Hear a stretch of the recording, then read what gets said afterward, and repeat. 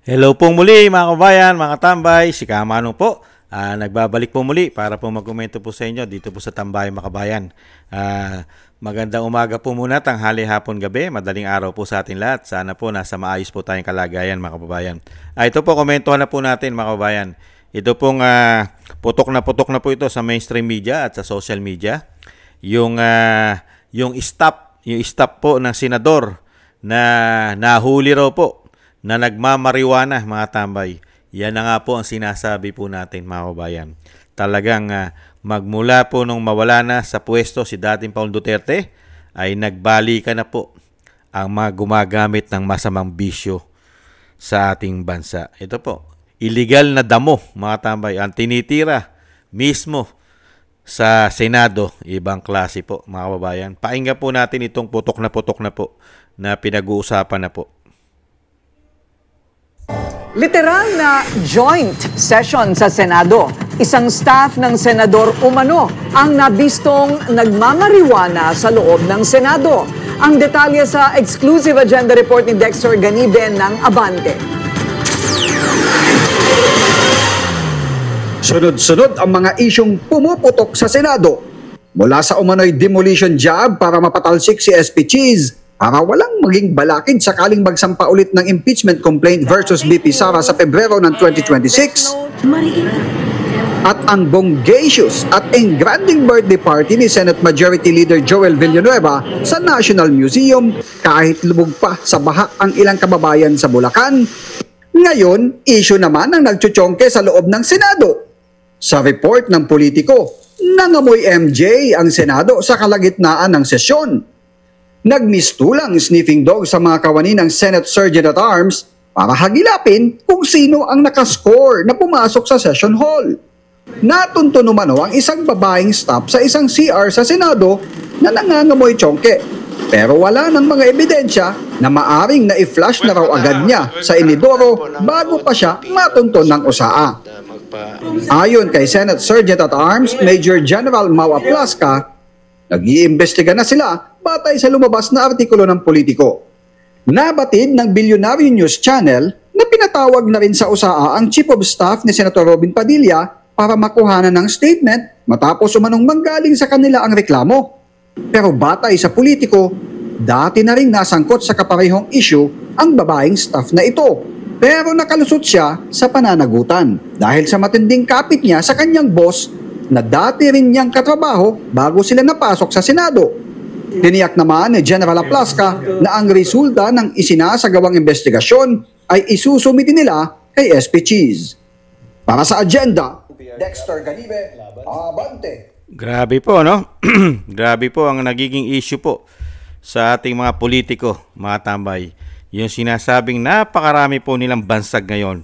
Meron pong bansag na mga demonyo, mga buhaya, mga crocs, tambaluslos. Yan po mga bansag po ng mga politiko po natin sa ating bansa ngayon. Mga bayan, ngayon naman po, nagchochongki naman po ng damo. Ibang klase. Kaya nga po yung sinasabi ng dating Pangulong Duterte, mga kabayan, at lalong-lalo ni Vice President, ang ating bansa ay nakukubkob, lalong-lalo po ng mga narco politics. At gumagamit pa ito ng hindi lang damo, merong pang pulburon at coke. At napakarami pong natutuklasan po ngayon at nabubunyag. Hindi po ba? May issue po ng coke at pulburon ang Pangulo. May issue rin ng coke at pulburon ang First Lady. May issue rin ng coke at pulburon ang mga staff, ang mga gabinete, ang mga sekretaris ng palasyo. Hindi po ba? Yung huli, asawa pa ng isang sekretaris po sa palasyo na ni Tantoko. Di ba? Yung asawa niya po, meron din pong issue at umami na gumagamit ng pulburon. Nakita niyo po, ang ating gobyerno, ang natutuklasan po ng taong bayan ngayon ay hindi po paglilingkod. Ang natutuklasan po, ang ibinibigay po na trabaho po ng mga politiko sa atin ngayon. Korupsyon, pamumulitika, bisyo. Yan po ang kanila pong mga ipinagmamalaki at yan po ay ang natutuklasan po natin sa kanila. Korupsyon, pamumulitika, at mga bisyo nila umano. Ibang klase, no? Pakapala na lang talaga ng muka sa ating bansa.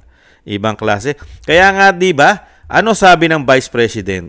Laganap na laganap ang gumagamit ng pulburon at ng coke. Ngayon, pati illegal na damo ay ginagamit na po. Kaya nga po, ano sabi ng Vice President?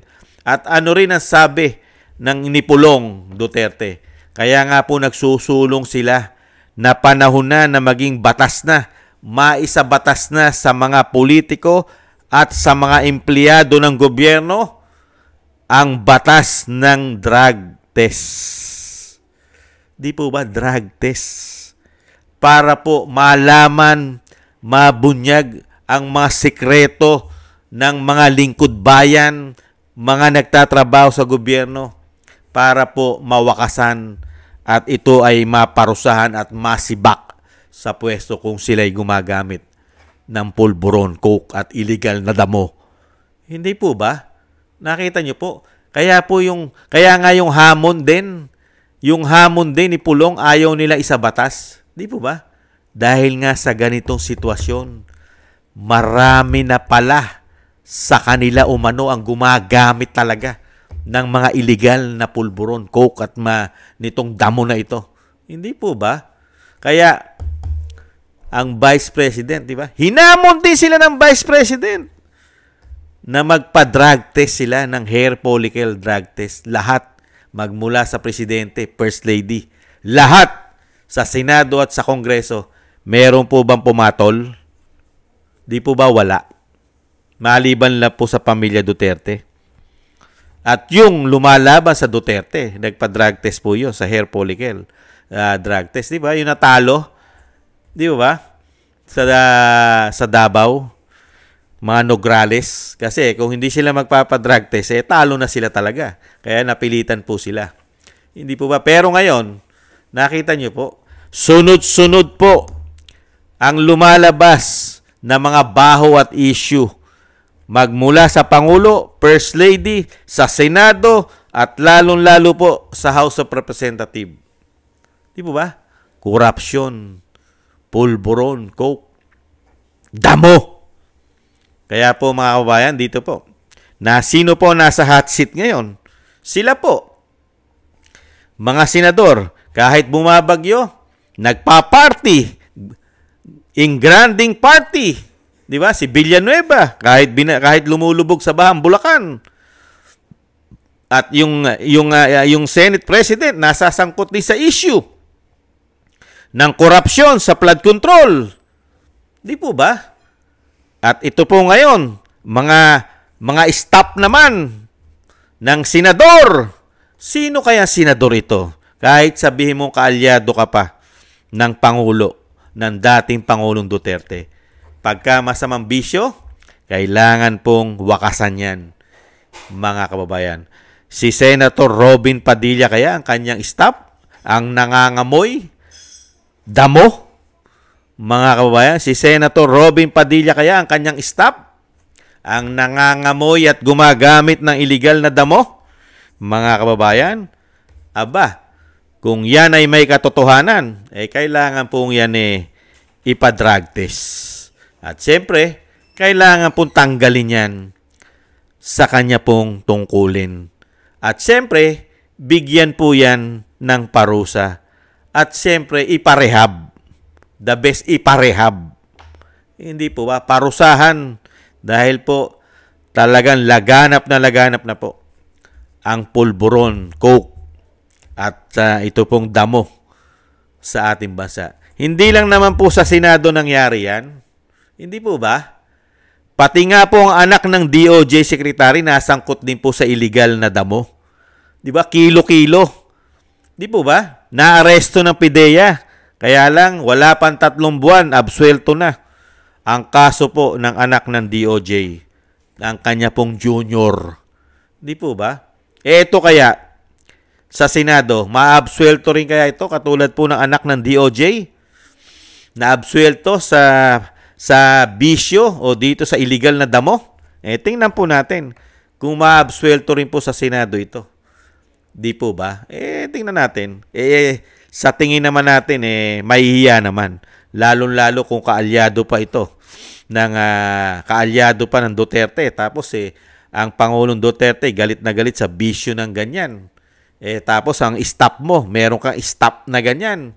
Baka wag naman sana, baka ikaw, pati ikaw sumisinghot ka rin yung pinagbabawal na damo. Kaya para mawala sa'yo ang bintang sa'yo ay mawala kung sino ka man senador. Kahit ka pa sino, kung ikaw man si Robin o sino man sa inyo ang na-involve dyan umano, ay kailangan po talagang magpa-drug test na kayong lahat. Magpa-pulburon test na kayo. Magpa-coke test na kayo. Napaka-importante po. Yung 24 na senador na ito, 24 yan. Napapanahon na po. Dahil po, pumapasok na ang illegal na droga, damo sa loob ng Senado. Panahon na po para po kalampagin po natin ang mga senador na pangunahan po nilang magpa-drug test po sila sa pamamagitan po ng hair follicle drug test. Napaka-importante po yan. Para po magkaalaman na sana ay walang gumagamit sa kanila ni isa sa mga senador na sinasabing mga kapita-pitagan ang mga hindot na ito, umano, mga kababayan. Yan po mga kababayan ang nakakalungkot. Mga kababayan, ang nangyari po pagpasok po ng 20 Congress at pagpasok po ng binagoong Pilipinas sa ating bansa. Nagkandaleche-leche na po ang ating bansa at ang mga politiko naglabasan na po ang mga baho nila at ang pagiging gahaman nila sa kayamanan. At siyempre, yung sinasabing nagpakademonyo na raw po sila umano dahil po sa kapangyarihan at pera. At may bonus pa na coke, pulburon at illegal na damo, mga kababayan. Maraming salamat po sa nagusto po na ating tambayang makabayan sa YouTube at TikTok. At ganun din po sa mga nagko-comment, like, share, and subscribe. At syempre po sa ating mga subscribers, maraming salamat po sa inyo lahat. Thank you po. At syempre po maraming salamat din po sa mga nagbibigay ng tulong at biyaya. Shoutout po sa inyo, Gay at Siena, Norma Garcia, Michelle Yamaguchi Vlog, Rosalina Arcade, Team 888, Wills Bubbles 5697, si Arpel Villacorta, Teodorico Erguisa Jr., si Annie Jo, ako si Pilam, Jovelyn Watanabe ng Japan, si Jem Aris na United Arab Emirates, Baby Roman, Ate Isa ng Cagayan, si Julieta Silona ng Sydney, Australia, Gina Ray Solidides ng Berlin, Germany, Jake Yahut ng Maisug, Jake Yahut 4531 ng Maisug, California, USA, Eric Hershaw ng Canada, Kingston 123 ng Hong Kong, si Ma'am LB at Sir Manny ng North Miami, Florida, USA. Maraming salamat po mga kabayan. Ingat-ingat po kayo, lalong-lalo po sa inyong mga paggawa. At syempre po yung dasal at panalangin po, sana po isama po natin sa ating mga dasal na maingatan po ang pamilya Duterte, ang Vice President at ang dating Pangulong Duterte na madugtungan pa po ang kanyang buhay at maingatan po siya sa kapahamakan.